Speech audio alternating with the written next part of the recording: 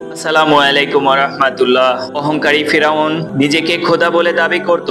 মহান আল্লাহ তাআলা তাকে ধ্বংস করে দিয়ে প্রমাণ করে দিয়েছেন সবচেয়ে বড় খোদাকে। প্রিয় দর্শক, ফিরাউন মিশরের এমন একজন বাদশা ছিলেন যে নিজেকে খোদা বলে দাবি করত আর মানুষকে জোর জবরদস্তি করে নিজের পূজা করত এবং বনি ইসরায়েলের সম্প্রদায়ের উপরে জুলুম নির্যাতন করত।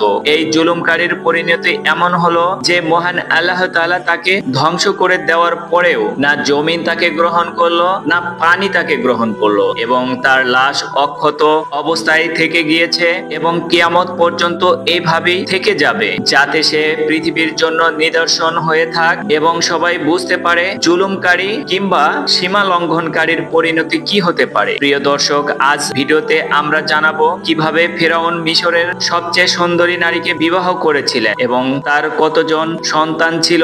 এই দুনিয়ার সবচেয়ে বড় কাফিরের স্ত্রী মহান আল্লাহ তাআলা কেন জান্নাতি হিসেবে ঘোষণা করেছিলেন, তিনি কি এমন কাজ করেছিলেন যার কারণে মহান আল্লাহ তাআলা তাকে জান্নাতে প্রবেশ করাবেন। প্রিয় দর্শক, ফিরাউন যখন বাদশা হলেন তখন থেকেই সে তার জুলুম এবং অত্যাচার শুরু করে, আর যখন সে বিবাহের জন্য মনস্থির করে তখন সে মিশরের সবচেয়ে সুন্দরী নারীকে বিবাহ করার সিদ্ধান্ত নেয়। আর সেই সময়ে মিশরের সবচেয়ে সুন্দরী নারী ছিলেন আসিয়া। ফিরাউনের বিয়ের প্রস্তাব পাঠায় রিয়াদ বিন ওয়ালিদের কন্যা আসিয়াকে। রিয়াদ বিন ওয়ালিদ ইউসুফ আলাইহিস সালামের মাধ্যমে বাদশাহ হয়েছিলেন এবং তিনি ইউসুফ আলাইহিস সালামের উপরে ঈমান এনেছিলেন যখন তাদের নিকটে ফিরাউনের তরফ থেকে এই প্রস্তাব আসেন। এ ব্যাপারে তাদের কোনো মতামত ছিল না, কারণ ফিরাউন প্রথম থেকেই জুলুমকারী বাদশাহ এবং সেই সময় ফিরাউন ছিলেন মহাপ্রতাপশালী বাদশাহ। সে তার বাদশার শক্তিকে কাজে লাগিয়ে জোরপূর্বক হযরত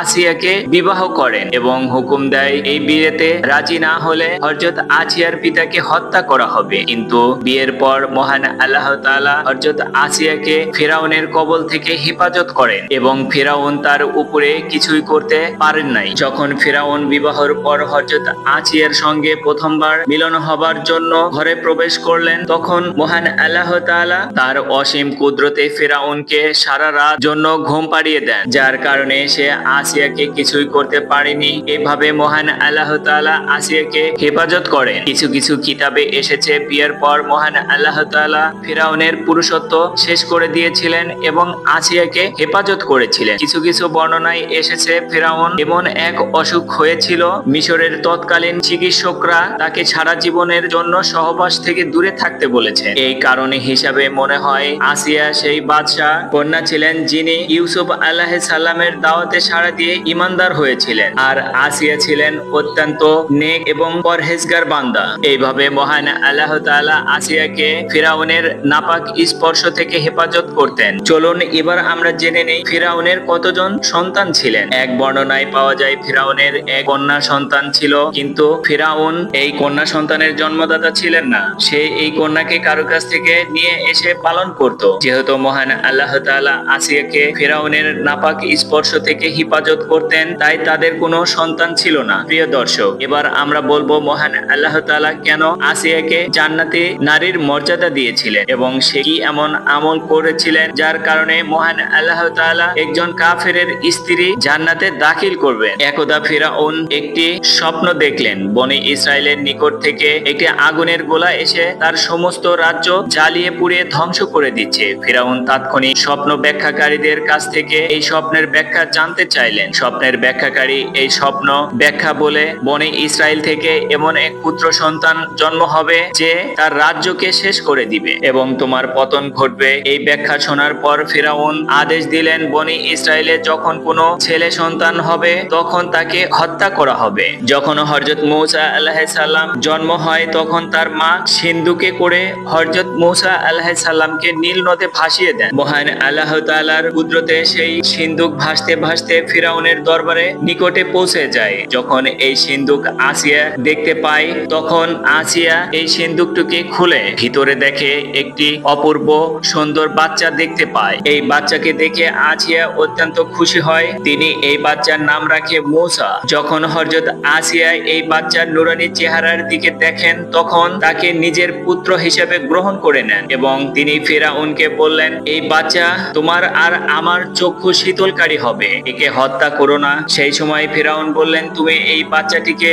নিয়ে নিজের কাছে রাখতে পারো, এতে আমার কিছু যায় আসে না। রাসূল সাল্লাল্লাহু আলাইহি ওয়াসাল্লাম বললেন, আসিয়ার মতো ফিরাউনও যদি বিশ্বাস করত এই বাচ্চা তার চোখে শীতলকারী হবে, তবে মহান আল্লাহ তাআলা তাকে হিফাজত দান করতেন, তাকেও হযরত আসিয়ার মতো ঈমানের উপর রাখা। কিন্তু ফিরাউনের নসিবে কোনো হিদায়াত ছিল না, যার কারণে এই ব্যাপারে তার কোনো পরোয়া ছিল না। হযরত আসিয়ার বিবাহের পর থেকে হযরত ফিরাউন অত্যাচার এবং সীমা লঙ্ঘনকারীর বিরুদ্ধে পাহাড়ের মতো দাঁড়িয়েছিলেন। যখন হযরত মূসা আলাইহিস সালাম নবুয়ত প্রাপ্ত হলেন এবং ফিরাউনের জাদুর খেলায় তাকে পরাজিত করেন, তখন হযরত আসিয়া ঈমান আনেন এবং বহুদিন পর্যন্ত সেটি ফিরাউনের নিকট থেকে গোপন রেখেছিলেন। কিন্তু ফিরাউন যখন নিজেকে খোদা বলে দাবি করতেন এবং লোকদের থেকেও জোরপূর্বক তাকে সেজদা আদায় করতে লাগলেন, তখন আসিয়া সামনে এলেন এবং অন্যায়ের বিরুদ্ধে প্রতিবাদ করলেন। যখন ফিরাউন জানতে পারলেন তার স্ত্রী আসিয়া মূসা আলাইহিস সালামের খোদার উপরে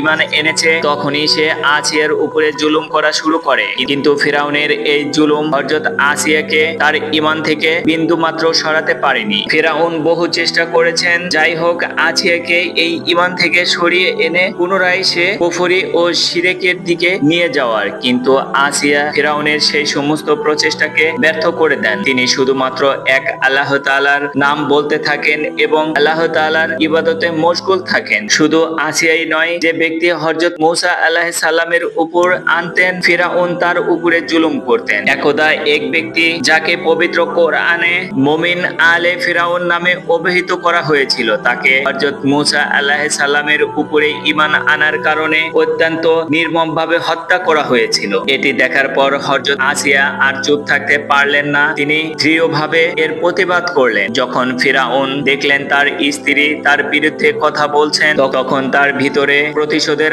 আগুন জ্বলে ওঠে আর হযরত আসিয়াকে অত্যন্ত কঠিন ভাবে শাস্তি দিতে শুরু করে। সে হযরত আসিয়ার দুই হাত পা এমন ভাবে লোহার শিকলে আটকে দেয় যে তিনি নড়াচড়া করতে পারতেন না। তার বুকের উপরে পাথর চাপিয়ে দেয় এবং গরম আগুনের উপরে তাকে শুয়ে দেয়। তাকে সকল প্রকার খাবার ও পানি দেওয়া বন্ধ করে দেয়। এমন যন্ত্রণাদায়ক জুলুমের পরেও হযরত আসিয়া ঈমানের উপর অবিচল থাকলেন, কেননা একটি বর্ণনায় এসেছে ফিরাউন হযরত আসিয়ার চামড়া পর্যন্ত খুলে নেন, তার পেটে একটি পাথর ভরে দেয়, যার কারণে আসিয়া শহীদ হয়ে যান। আর এইভাবেই হযরত আসিয়া অনেক কষ্টদায়ক ও জুলুমের পরেও ঈমান হারায়নি এবং মহান আল্লাহ তাআলার উপরে বিশ্বাস রেখেছিলেন। আর এই আমলের কারণে মহান আল্লাহ তাআলা আসিয়াকে একজন কাফেরের স্ত্রী হওয়ার শর্তেও জান্নাতি নারীর মর্যাদা দিয়েছেন। সুপ্রিয় দর্শক মণ্ডলী, প্রতিদিন নিত্য নতুন ভিডিও পেতে আমাদের চ্যানেলটি অবশ্যই সাবস্ক্রাইব করুন